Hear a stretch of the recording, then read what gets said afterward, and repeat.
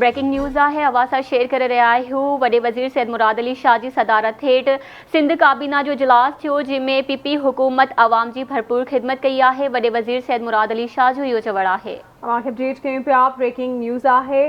सैयद मुराद अली शाह जो चवणु आहे त असांजी हुकूमत दौर में सिंध अंदरि रिकॉर्ड तरक़ियाती कम थिया आहिनि। सिंध काबीना Sindh valuation table of property rules में तरमीम जी मंजूरी ॾिनी आहे। सूबाई काबीना सिंध वर्कर्स वेलफेयर बोर्ड क़ाइमु करण जी बि मंजूरी ॾेई छॾी आहे। अपडेट कयूं पिया। ब्रेकिंग न्यूज़ आहे। वॾे वज़ीर सैयद मुराद अली शाह जी सदारत हेठ सिंध काबीना जो इजलास थियो आहे। काबीना घटि में घटि उजरत लाइ बोर्ड क़ाइमु करण जी मंजूरी ॾेई छॾी आहे। सिंध काबीना थरकोल फील्ड खां छोड़ ताईं 105 किलोमीटर रेलवे लाइन विछाइण जी मंजूरी ॾिनी आहे।